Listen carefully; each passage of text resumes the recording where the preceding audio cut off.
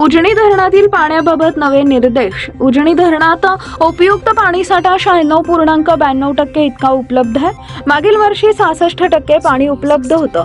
त्यामुळे सोलापूर जिल्ह्यातील शेतकऱ्यांना सिंचनासाठी व नागरिकांना पिण्यासाठी संपूर्ण उन्हाळा पाणी उपलब्ध राहील यासाठी सूक्ष्म नियोजन करावं।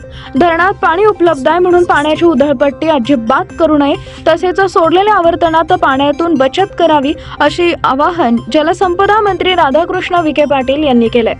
नियोजन समितीच्या सभागृहात आयोजित उजनी प्रकल्पाच्या कालवा सल्लागार समितीच्या बैठकीत जलसंपदा मंत्री गोदावरी व कृष्णा खोरे विकास महामंडळ श्री विखे पाटील मार्गदर्शन करत होते।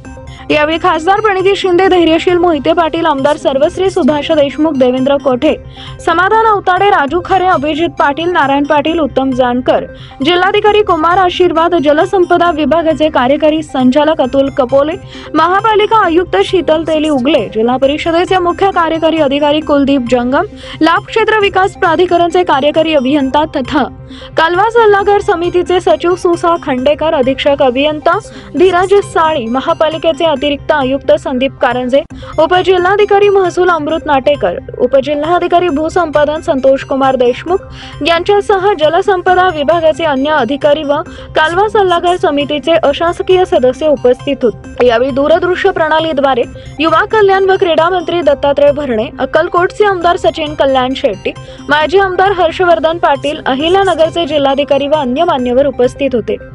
जलसंपदा मंत्री श्री विखे पाटील पुढे म्हणाले, उजनी प्रकल्पाच्या पाण्याचं सर्व लोकप्रतिनिधी, अधिकारी व शेतकरी नागरिक यांच्या सहकार्यातून अत्यंत सूक्ष्म नियोजन करण्यात येणार आहे। सद्यस्थितीत जलसंपदा विभागामार्फत 4 जानेवारी, 1 मार्च व 1 एप्रिल अशा एकूण 3 पाळ्या पाणी सिंचनासाठी देण्याचं नियोजन करण्यात आलेलं आहे।